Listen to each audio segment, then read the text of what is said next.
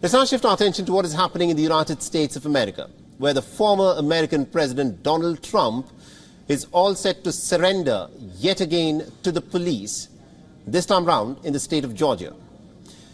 And this time round, the charges against him are that he had schemed to overturn the 2020 elections in the Georgian state. A booking process is expected to yield a historic first. There would be a mugshot that will be taken of the former American president. The 77-year-old former president will be arrested at Atlanta's notorious Fulton County Jail. He is accused of conspiring with 18 co-defendants to try to overturn the 2020 presidential elections results in the key southern state. Trump did not have to undergo the indignity of having a mugshot taken during his three previous arrests this year. The first one in New York on charges of paying hush money to a porn star, Stormy Daniels. Next in Washington on charges of conspiring to upend his 2020 election loss to Democrat Joe Biden. And thirdly, in Florida for mishandling the top secret government documents. Now, there are others facing racketeering charges in the alleged Georgia conspiracy that include Trump's former personal lawyer, Rudy Giuliani, and his White House Chief of Staff, Mark Meadows.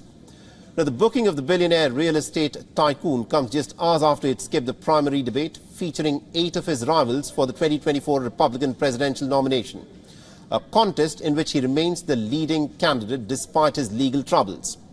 His presence in the state, though likely brief, is expected to swipe the spotlight, at least temporarily, from his opponents in the aftermath of a debate in which other candidates have sought to seize Trump's absence to elevate their own presidential prospects.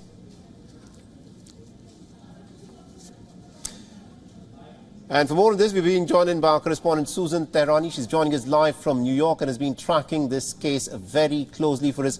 Susan, this is going to be an important case for Donald Trump. Tell us what is expected there. Yeah, as of now, we still haven't had any news of when the former president is expected to arrive at that Fulton County jailhouse in Georgia. But it's significant because Fulton County allows cameras. And for the first time, we may actually get a firsthand live account of the former president entering the jailhouse, being processed, fingerprinted. And we'll see if that mugshot happens and whether there'll be live footage regarding that. But it's noteworthy. It's important. He has 18 other co-defendants. You mentioned Mark Meadows today. He was asking, his lawyers were asking, first of all, for his case to be transferred to a federal court. They think, and Donald Trump does as well, he may ask that as well, that if it goes to a federal court, then the likelihood of it being dismissed is very high.